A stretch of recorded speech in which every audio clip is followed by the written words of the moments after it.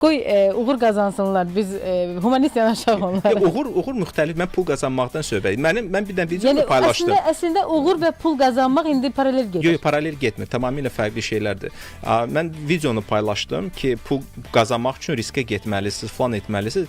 90% kommentarilər bilirsiniz nədir? Sən niyə görə İsfəndiyar müəllim demisən? İnciyiblər bütün bu insanlar. Pulu iki cür qazanmaq olar.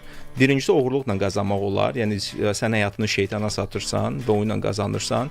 Məsələn, bir çox pop ulduzlar, The Weeknd-i götürək, Beyoncé-ni götürək, hamısı satanistlərdir. Onlar çox qısa müddətdə. Biz onlar haqqında məlumatları indi yox, onların baxın da konsertlərinə baxın, həmişə o şeytan ulduzu var falan var da. Onlar bunu gizlətmirlər də. Siz bir tərəfdən həyatınızı bu qeyri-halallıqla deyək, bu dini termin deyil, sadəcə başqalarına dəyər qatmadan kazinodur, başqalarından oğurlamaqdır, rüşvətdir falan yəni, bunu qazana bilərsiniz. Qeyri-legal hallardan ki, o da arzu olunan deyil. Yox, legal da ola bilər, amma çox da düzgün deyil də. Misal üçün biz müxtəlif onlayn platformalar var da, qadınlar, kişilər özünü soyundururlar, göstərirlər. Yəni ki, bu anormaldır da. Anormaldır və onları mənəviyyata sığmır. Amma pul qazanılır. Çox böyük pul qazanılır. 7 milyon, 10 milyon, 30 milyon qazanılır. Aydındır. Lakin pul qazanmağın halal tərəfi də var. Nə var ki, siz insanlara dəyər gətirirsiniz.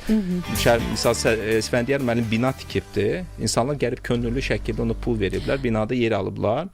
Onlara dəyər veribdir, veribdir. Söhbətimizi davam etdirəcəyik. Reklamların vaxtı olacaq. Hörmətli dinləyicilər.